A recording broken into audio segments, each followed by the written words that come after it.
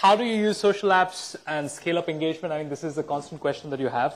I don't know how many of you were present in Pawan's presentation yesterday, but I'm going to take you a lot more. But before that, a very quick preview on what I call the fundamentals, because I think that's extremely important when it comes to any kind of engagement, on social, essentially. So this is a phrase that I actually found online. Don't do anything online that you won't do offline. And it's very simple and succinct, but at the end of the day, a lot of people just don't use it, right? Let me tell you why. I mean, a classic example is, why are you going and delivering ads to a person who just doesn't want to look at it, right? And I'll take you through multiple examples on how that's happening only for the sake of trying to increase the number of likes. I'm not saying that happens anymore, but that was the case, even until about 6 months back. This one can be actually taken with a very good example with this image, right? Just 40 likes, and you can save a little girl's life. In a lot of adapted ways, this is what brands do on Facebook. Let's be very honest, right? Okay, so the paradigms. I was talking about the basics that you want to go through. Who is this? First question. Anyone? A very uncanny resemblance to Einstein. I knew that was going to come. Okay, anybody else? Trust me, he changed the way managers and management started thinking about human beings. And I swear by what he actually did as a part of his research project. Any guesses now? I would call him one of the first early social scientists per se who had some kind of a tremendous impact. You would know now. So that's Abraham Maslow, and this is the Maslow's hierarchy, right, of needs, as it's called. But what's important is to look at the top 3 points, essentially, right? Is the hierarchy of social needs. You have to really understand this, mug this up, by heart it, because the top 3 needs is what you want to deliver on any social medium. You don't want to deliver safety. You don't want to deliver any kind of physiological needs. You want to go and do the remaining 3. Now let's talk about the next thing, Sach ka Samna, right?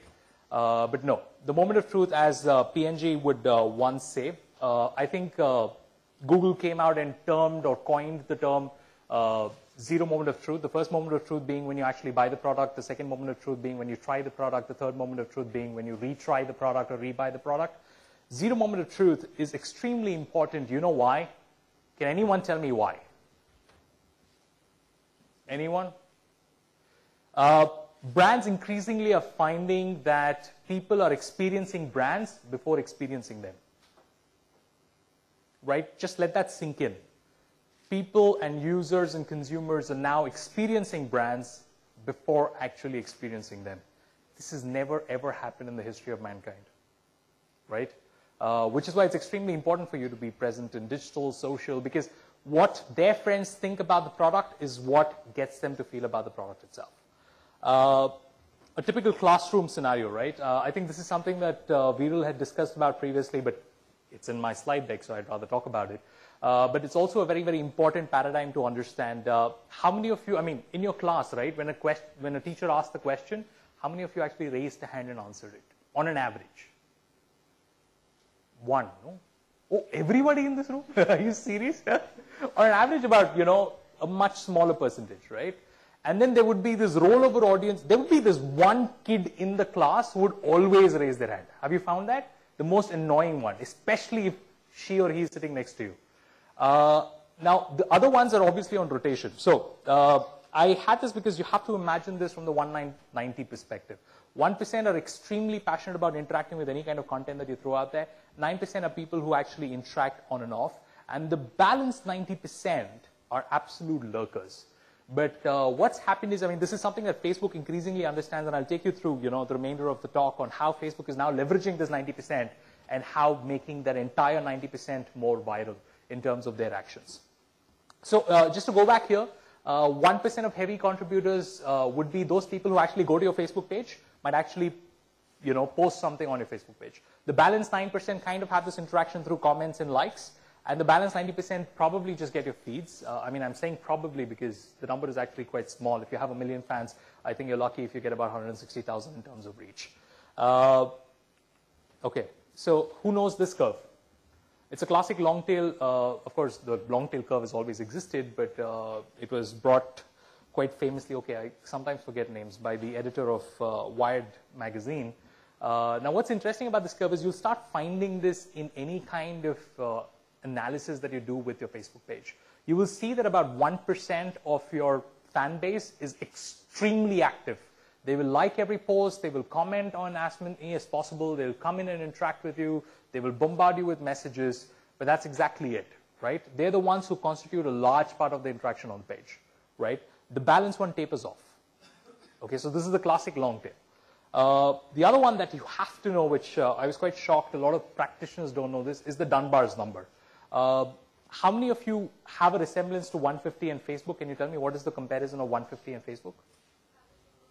Average number of friends on Facebook, right? But the 150 is also the Dunbar's number. Dunbar's number is the cognitive way of you to maintain cognitive relationships. That means your primordial brain decides that I can maintain parallel relationships of up to only 150 people and not more than that, because you do not have the capacity biologically to actually maintain relationships more than that. And when I say I mean active relationships such that you can actually match them with each other. Okay. So what is social? I want to do this very simple experiment. Can everybody hear me? For this one, you really need to hear me. Just follow the instructions on the screen. It's like the best example of social, right? And I want you to look at each other while you do this, just after you follow the instruction on the screen. So don't get distracted.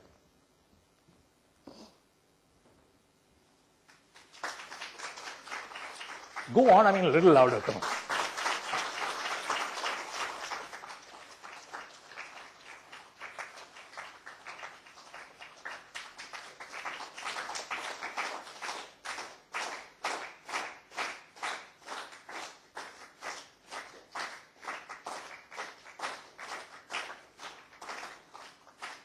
Okay, so if you would have noticed, there were these points where it started, the entire viral effect, right? They would actually become the influencer of the crowd itself. It wasn't you who started it, you kind of know that, but I know there is some person there who realizes, okay, fine, there, I saw the instruction, I need to start doing it in that way.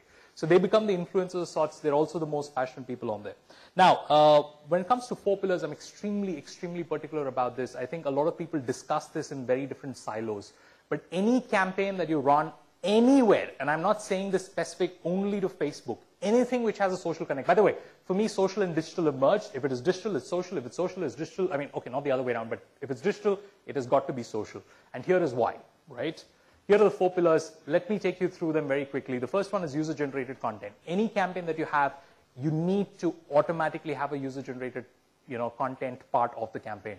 Shareability and interactivity are a must. I mean, these 2 pillars do not even start a campaign if your campaign cannot be shared with friends, if people cannot interact with the elements of the campaign, do not even do it. As a matter of fact, as we speak, I still see 60% of online campaigns not have these 2 elements. It's the classic faux pas. You need to have those 2 elements if you want to go social. But the 4th one, the more tricky one, which I will take you through examples very quickly, is the collaboration. The ultimate, when it comes to any kind of social interaction between consumer fans and the brand itself.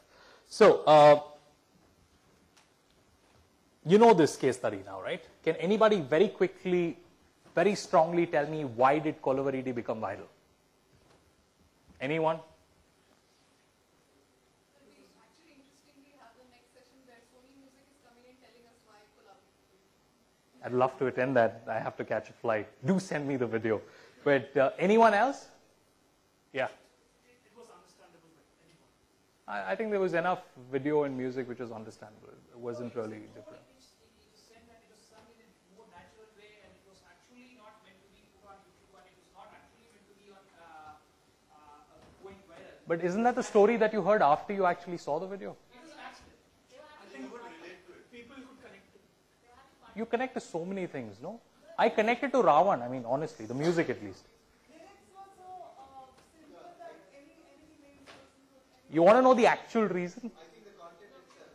You guys actually want to know the reason?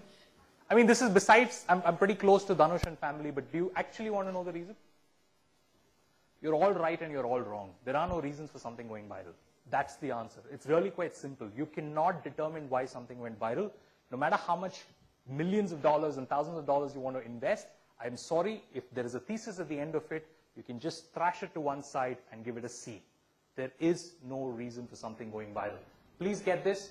If you're a brand and if you're asking for Kolaveri to happen again, I'm sorry, that's not going to happen, so grow up. If you're an agency and if you get that brief, tell them they need to grow up because that's the only way you can take the conversation forward, right? You cannot predict what's going to go viral. Come on, let's face it. I mean, biologists across the world haven't been able to predict how epidemics actually go viral. So there is no way you're doing this on digital. But there's something very interesting why I actually brought this campaign into focus. Do you know what actually happened? Is that Sony Music did not butt their nose. And here is why. How many of you have seen this video?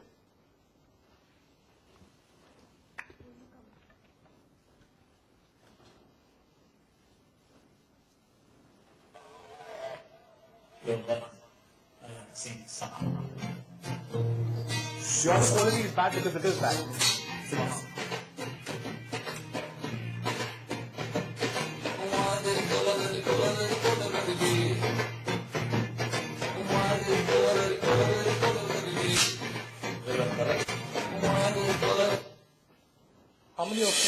How many of you saw that? How many of you have seen the video? No one, right? Okay, so this video is famous for being the very first user-generated content video around the song. You've seen everything from slap song to, Sonu Nigam's son. How many of you have seen Sonu Nigam's son sing Kolaveri Di? How many of you have seen slap song with the ad-lib and just the lips moving?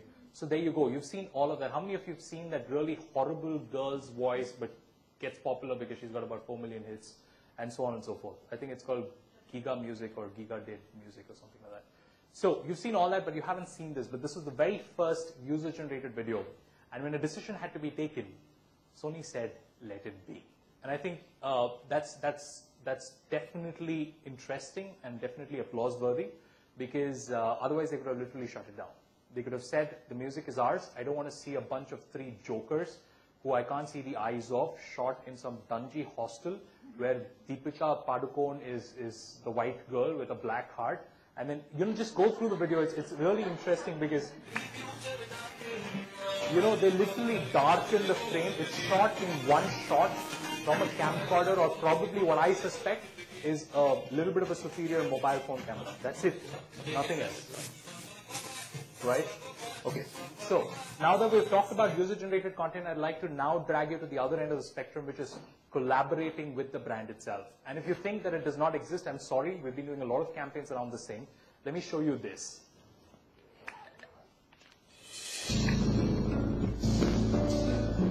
A lot of inspiration. That's all it takes to awaken the genius in you. It could come as a breather between working late and meeting deadlines. Or it could come as compensation for the time your favorite vase slipped out of your hand.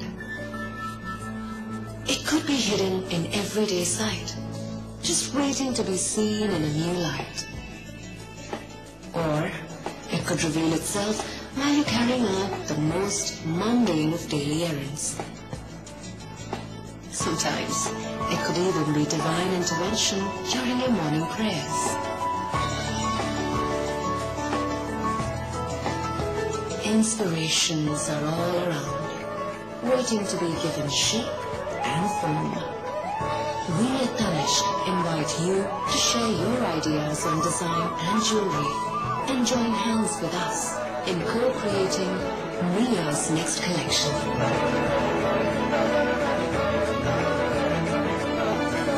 We hope you leave us inspired. So here the collaboration actually came through a very simple application which was connected to Facebook in the sense that it was not on Facebook, it was still a microsite, but it had all the, the Facebook integration was done at a very, very core level. Let me just tell you this. So a campaign like this, we work very closely with our partners, Maxis. I mean, they're an absolutely wonderful team. They're the agency who's handling Tanishq. And when they were talking to the client, I think the client said if you get about 800 entries. So it's a very simple way of entering the entire campaign. You had to just upload images that you think would be extremely inspirational when it comes to a new line of jewelry. You could describe it by text or you could probably upload a video. So having said that, so they were like, the benchmark was, I think, 800 to 1,000. I think if we did 1,000, we did really well. Take a wild guess as to how many entries did we get. Okay, that's a really wild guess. But yeah, we were anywhere between the 3,000 to 4,000 range. After that, we did limit it. I mean, it was extremely simple, absolutely Facebook integrated. So any action that you actually did on the microsite got reflected on your, now the unified social stream, as I call it, which is the Facebook newsfeed. And we then finally went ahead and shortlisted the 100. Actually, there were so many that we had to shortlist 112 at the end of the day. So I think sometimes it's always important to ask the really historical questions. What does Facebook stand for? Anyone? Or what do you think Facebook thinks they stand for? A much better question. So it's not for 100,000 fans. One of my typical things is I think all shit hits fan when it's at 100,000 fans, because now the client does not know what to do with it, right? He spent a lot of good marketing dollars trying to get to 100,000 fans, and now he's got absolutely no clue. So the next benchmark he sets is 500,000 fans. I'm sorry, that's not a benchmark. That's not a point of reference. That's nothing. So Facebook mission, increasingly, and this is something that you want to by heart if you're increasingly working on Facebook, is that they want to give people the power to share. Again, they want to give people the power to share and make the world more open and connected. You make the world more open and connected only through stories. This is something that newspapers and news delivery agencies have been doing that for a very long time. If you're not creating stories on Facebook, you have no business being there. It's really quite simple. I really don't care what you think. Do not use your Facebook page and fans as an SMS-based medium. Increasingly, all the top brands with the so-called highest number of likes use that as an SMS medium. I've got 6 million fans. I know that the reach may be about 10%. That's still 600,000. Let me just send out a post. That's as good as an SMS. A little bit of an interactive SMS, but hey, that's all it is. The numbers, obviously, you're very aware of 850 million active users. For those who really haven't understood this, active users are those people who have logged in at least once in the last 28 days. It's not registered users. The registered user base is much higher, but 850 million active users, they would have used Facebook at least once in the last 28 days. This is a very, very important number because this is the same number that you get when you're actually creating your own self-serve ads. So when you say 46 million Indian users, it's 46 million active Indian users. That means 46 million users who've logged in at least once in the last 28 days. Classic, right. Okay, so why am I bringing back a newsfeed? Because everything, the start and end of conversations happen here, right? There are multiple ways for you to own the newsfeed and the ticker, which is what my talk is all about. But here is another thing. Marketers must understand the importance of the newsfeed because the newsfeed is the best place to interact with fans, with 27% of the engagement on Facebook occurring on the user's newsfeed. It's really quite simple. Facebook users are 40 to 150 times more likely to consume branded content in the newsfeed than to visit the actual page itself, right? Which is why I think Facebook is like the perfect platform. I stopped calling Facebook a site because for me it's not a site, it's actually a platform. It does everything that you ever wanted it to do. It's got the right mix of paid media, owned media, and earned media. Owned media being your Facebook pages, paid media being the advertising that you buy, and earned media being the entire virality and the share factor that you get from your fans, which then propagates itself to the friends of those fans. Okay, so now I need this to be a little interactive. I still see the ticker. I just got 20 minutes. Let's really, really, really discuss your Facebook strategy. Can anyone tell me what, in an Indian context, happened on the 1st of June 2011? Anyone? And this is, again, directly related to Facebook. Yeah. Was that the closure of pages? Yeah, so that's when Facebook had started penalizing brands who were not following guidelines at all on Facebook. So the first shutdown was that of a Pizza Hut page, which had about 350,000 fans, that's 350,000 fans, with good amount of marketing dollars spent on paid media, which is Facebook ads. But Facebook said, you don't comply with guidelines, so we're going to just take you down. Of course, they did bring them back up again, after 5 days, but that's just warning number one. Okay, so just go back before 1st of June 2011. Didn't you see all those contests, like this picture, upload a picture of your mom eating pizza, get maximum likes on it, and you automatically can get a 500 rupee voucher and all that nonsense that was going on. So that's one of the reasons. I mean, obviously India wasn't a really regulated market for a very long time. When the regulation did come in, they started stepping in. But you know what interested me was not this. It wasn't the fact that the page shut down. I mean, that was big news, which is what Economic Times and all the others carried. But there is something that most people missed, is that nobody cared.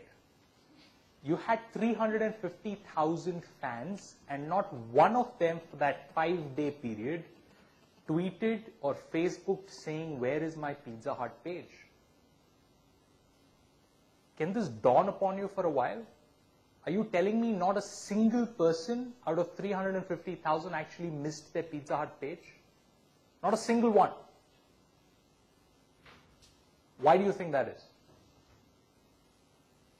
I mean, this is something which increasingly happened with a lot of other brands. I mean, it was like a wake-up call. Why do you think that is? Exactly. So why Facebook? Because at the end of the day, it's all about engagement. If you had a very good engagement strategy where they were forced to come to your Facebook page on a regular basis for information, for sharing, for interacting, for getting all the other kind of, superfluous, intangible information that they wanted, then they would have definitely missed your page, right? But they didn't miss your page because there was no engagement happening. You have all this information on your standard websites, but you don't have it on Facebook. That's something that still shocks me. So you have all these big brands which have information about their products, services, and all that stuff on their websites, where if the website goes down, it's a very important aspect of gathering information there. But hold on a second, why is it not there on Facebook? Your audience is on Facebook. They're spending on an average 25 minutes a day on Facebook. Why isn't your information on Facebook? Because you still continue to use Facebook page posts as an SMS medium. Grow out of that, and then you'll see a whole new world which actually existed for a very long time. So, why engagement? I mean, this is a classic customer engagement life cycle. You want to be able to create word-of-mouth agents, but then you want to start off small by creating and cultivating interest and lead generation. It's very important to cultivate the right kind of interest with the right kind of audience and attacking the right kind of leads to start with. This is extremely important. I was talking to one of the bigger lifestyle, I say that because it's a lifestyle brand, and we suddenly realized for the lifestyle brand that most of their fans were below the age of 23, whereas these guys who are 23 would never be able to afford the product for another 7 years. Why do you think that happened? Because they hired an agency who said it was cheaper for me to go after the 18 to 23 bracket of fans, and it was just a number count, so let's just go ahead and get it. Right? Whereas increasingly we will say extremely active pages which haven't even touched the 100,000 mark, or who are just about inching at 100, 110,000. Okay, how many of you know about the EdgeRank? I don't have it on the slide. Okay, how many of you really know about the EdgeRank? I need to know because then I will spend time on this. Heard about it. Okay, so I guess a large populace does not know. This is what determines what comes on the user's newsfeed. It's very simple. If you have Google search page ranks or SRPs or whatever search rank pages, this is what it is for Facebook. It's a very crude, comparison. Don't compare it exactly 1:1. But what happens on your newsfeed, what gets delivered to the users on the newsfeed is determined by the EdgeRank. And the EdgeRank algorithm is based out of 3 parameters. Look at the parameter number 1. Affinity score between viewing user and edge creator. That means who created the edge. In this case, it will be brand through their page post. Who's viewing it? Your fan. It could be amongst friends too. Your friend created an edge or a story. I mean, an edge and story are both replaceable. Feel free to do that. And then if you have been interacting with this friend, going to their Facebook page increasingly. By the way, try doing this for the next 15 days. Take an orbit person from who you haven't been hearing on Facebook at all, right? Because it's not a part of your newsfeed. Go visit their profile every day for the next 15 days. I will share my email ID. At the end of it, come and tell me if it has come up on your newsfeed or not.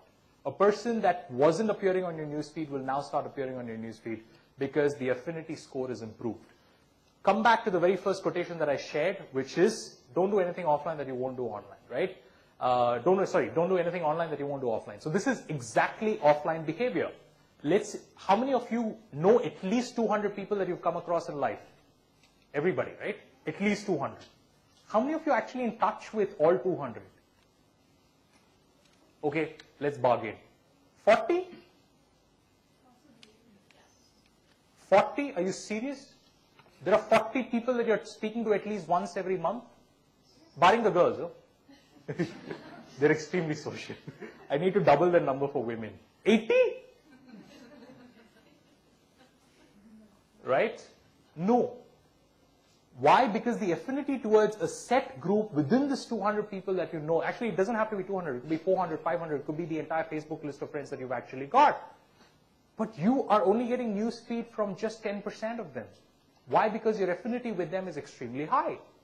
I mean, this is logical, right? This is real life behavior. This is IRL, in real life, whatever happens. The second thing is the power of the edge. What is the story that you're creating? I don't have to repeat this. I think this is standard if you actually run a Facebook page or if you run the brand page through an agency, whatever the case might be. You'll realize that you'll get increasing feedback. If there's videos, it will be higher. If it was new features like, questions when they had launched for about a month, that edge is a little higher. Pictures are high. Links are good. Try doing that with just plain text. Right? It'll by far be the least. So these are the edges. So let me just take you through that very quickly in terms of order of preference. There are check-ins now. After that, followed by video, followed by photos, followed by links, and only then followed by pure text. Right? So what kind of edge is yours? What is the kind of page post will determine its reach to start with by the edge, right? And third one is, of course, time decay. I mean, that's quite straightforward. Nobody is delivering anything which is more than 48 hours. So you need to at least have one page post every 2 days. I mean, that's like bare minimum. An ideal number would be at least once a day. More than that is an overkill. Please don't do that. Okay, so on-page engagement exponentially increases affinity score. Can somebody tell me how many of you have on-page engagement? How many of you actually have Facebook pages that you run, that you manage? Is there an on-page engagement where you're ensuring at least a percentage of your fans are there on your page every day? Is there anything there? No, right? So you need to think about that. Because that's the only way you're going to increase the affinity score, right? You have to ensure, just the way I said with the classic example is, try this for 15 days, go visit a friend's profile every day for 15 days and see that they suddenly come up on the newsfeed. You want to do the same thing for your brand. Okay. So what is a Facebook application? I'm going to run through this very quickly because I'm still worried about time and I want to take questions. So it's not a software that you download. It's very simple. It's just a one-click installation to start with. It's nothing which gets stored on your system. It's a state or condition which happens to your Facebook profile to start with. So most basic application which has been there for long, which I always advocate should be at least one touch point when you're starting the conversation, even if you're bringing people through ads, should be a reveal tab. A classic reveal tab example would be something like this. You need to like our page for you to get an insider view in the world of Louis Vuitton, right? You do that and then you get this video which only fans can see and non-fans can't see. It's really simple, right? Simple reveal tab, information, downloadable. This application increasingly, before it used to be that narrow band and then the engagement used to go to a Canvas page. It was also called a Canvas app. But that used to happen because the basic engagement when you started on the page was just 520 pixels. So when you wanted more real estate, you obviously moved to a Canvas page. But you don't have to do that anymore. Canvas page is now superseded by the tab space itself. So all the engagement, let it happen within the tab. It's 810 pixels wide. But if you have some interesting engagement, so here are classic examples. This is something that we did for lifestyle. The campaign is still ongoing. This is a classic 760 pixel width. So on the right-hand side, what will happen in this case is you will still get the ticker, but this is the ticker for applications, right? And finally, what I love is limitless and floating. How many of you have used a 27-inch iMac? Or at least seen it? So when you walk into the Apple store, you open up Safari, which is the browser for Mac, which is default, and you go to yahoo.com. What do you see? No one's done that? You see this useless strip, right? It's just strip. It hasn't rearranged. There's a lot of white space to the left, a lot of white space to the right, because the information hasn't gotten rearranged accordingly, right? Which is what floating and limitless allows you to do. Which means if somebody is gaming or playing the application from a small monitor, right, it gets compressed. But if you have a big monitor, you get increasingly better UX or user experience, right? So this is another fantastic thing. Of course, there is a fourth one which I'm missing out, but a lot of people are still not talking about it, so I thought I might as well skip it, is that you get a Facebook mobile canvas, which means now you can have mobile activated applications which means you can run mobile ads to drive traffic to your Facebook application to start with.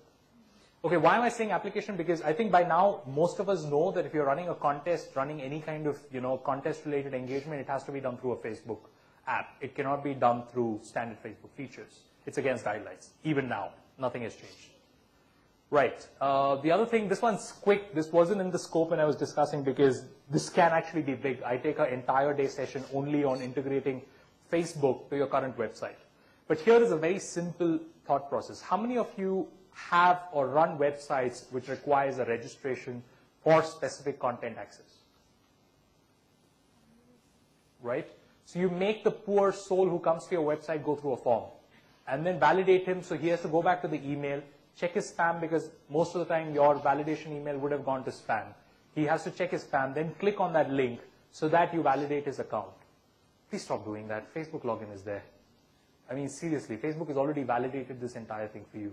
They're willing to give you the email address. They're willing to give you the person's name. They're willing to give you what is the date of birth. So just do it. Right? It's simpler. Okay? Now, what is the kind of carriers or what we call as marketing carriers that you can utilize using applications? So here's an entire list. I don't want to bore you through it. But there is one interesting thing that you will see here which is called attachments. Do write into me if you want me to send you examples on attachments. But we've developed these small little applications within a part of a page post where when you click play, it becomes an application within the page post itself. So it's not a video, it becomes an application within the page post, right? So that's the level or granular level of interaction that you can actually have with Facebook, right? Okay, this is something that we did. How many of you have seen this? Only one? Okay, good. Paisa Vasool just on this alone. This is something that we did for Titan last year. Let me tell you what we did and what is the campaign before this when it comes to offline. Volume, please.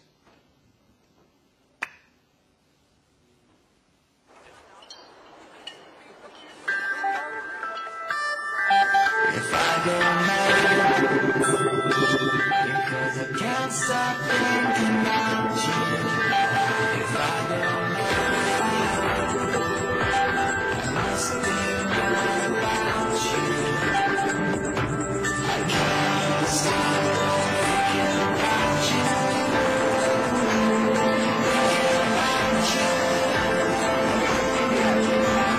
About you.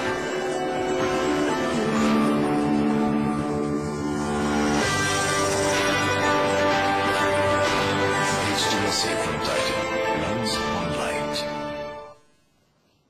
So what do you think we did? We said, let's try something absolutely grandiose. Again, this was through Maxis in Bangalore. They're the ones who handle Titan. So I'm going to go to a live demo very quickly.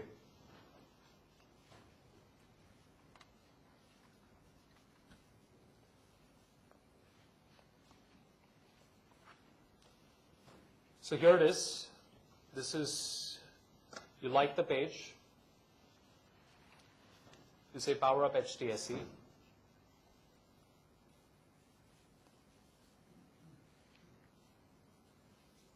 It loads the application.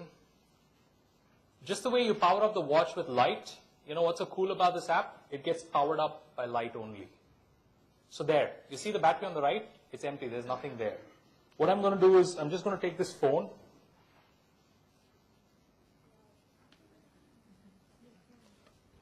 That's it. Your access point to this was by powering up the application. We didn't have to do anything else. But we did do something cooler. So we gave the option for the person to be able to try on the watch.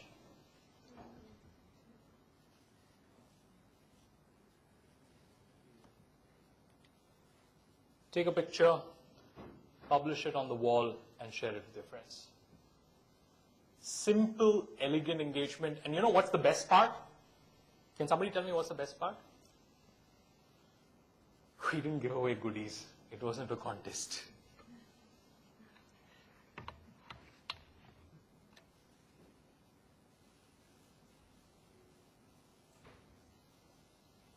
Key.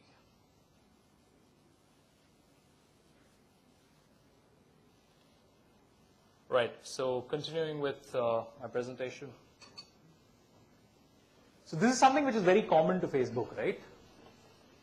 So you're extremely excited about the case studies I've shown you. You're extremely excited. You're just going to go back and then implement something which is absolutely earth-shattering till Facebook changes something.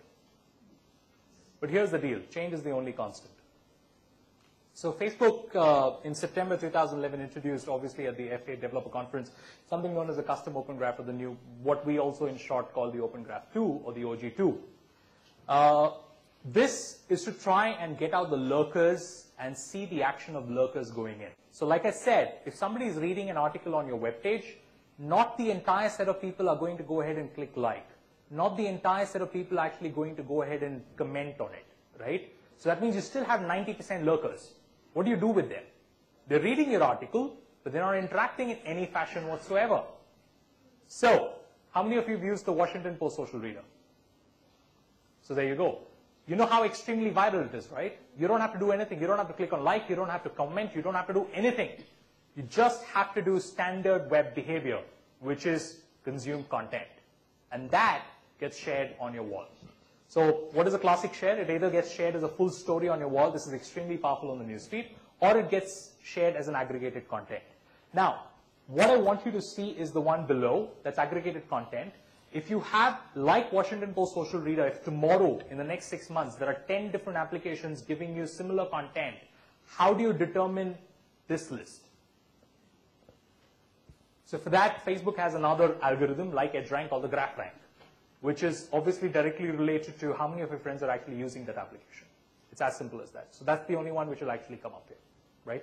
Much simpler than the EdgeRank, but this is the GraphRank. Okay. So this is another classic example. The advantage of using OG2 applications or building them is, one is the total move towards interaction by brands on or through applications to start with. There are essentially about 3 elements of virality, or 4 if you may. So there is the app bookmark, that's virality number 1, or notifications also. Virality number 2 is on the newsfeed. Virality number 3 is on the ticker. And virality number 4 is when it creates a permanent stamp mark as a Facebook timeline app, like you say in the case of Pinterest. Pinterest increasingly, okay, just out of quick survey, when was Pinterest started? 6 years back. No, that's too bad enough. A year back. No. It's between the two. So now the thing is, Pinterest has become popular only in the recent history, only because of this. It's quite simple. Did you hear of Pinterest even 2 years back? Why? So that's the advantage of OG2 applications. Okay, so 5 absolutely kick-ass tips to create great Facebook applications. And this is it. This is the be-all, end-all. I don't even share this in most talks that I give.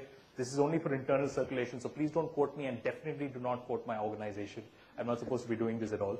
First one. Sorry, I'm really sorry to interrupt the session. There was just one thing I wanted to share. We have announced the lunch in the other session, so we should attempt to close the session once we're done with the tips. Yeah. My only request would be, if you have questions for Preetham, we'll have to take it offline. Yeah, and I think Preetham also has a flight, so he'll have to manage how. True. No, I have 10 minutes for questions. Okay. But So we'll after your session, we'll just have to break for lunch. If you have questions, you could connect with Preetham.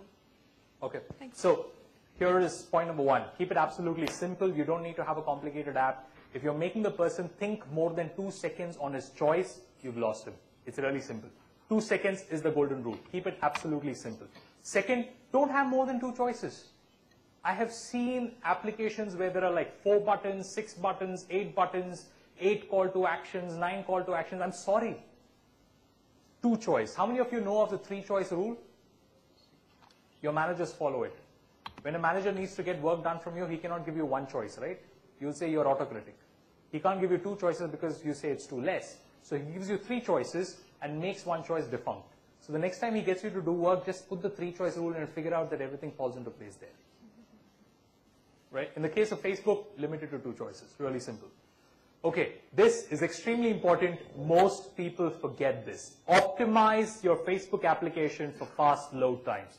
Nothing sucks more than tapping your shoes or tapping the mouse while waiting for the application to load. Flash is a no-no, not just for this. There's another reason why. So the second thing is, have at least 2 viral social channels deployed in the application. Are you making sure that the user towards the end of it is inviting his friends or posting on their wall? Are you doing that? If so, yes, good. Are you doing one more? Is the person sharing his activity on the entire application getting posted on his newsfeed so that his friends can see? Great. Multiple viral social channels, make sure you utilize at least 2. Less than 2, don't even launch the application, right? Third, and by far my favorite, because this is where the open web is headed, is that you need to have responsive design. How many of you understand the term responsive design? If you don't, please Google it. It's out of the scope here. It's also known as device agnostic. That means your app needs to be able to run on Facebook mobile, all kinds of mobiles, whether it's BlackBerry, Android. So obviously it needs to be HTML5, iPads, Kindle, Kite, whatever it is, whatever the size. Make sure that your app is device agnostic. This goes for apps, games, everything all together. So once again, the wise gentleman who did actually code this was myself. And I'm Preetham Menki from KRDS. Thank you very much.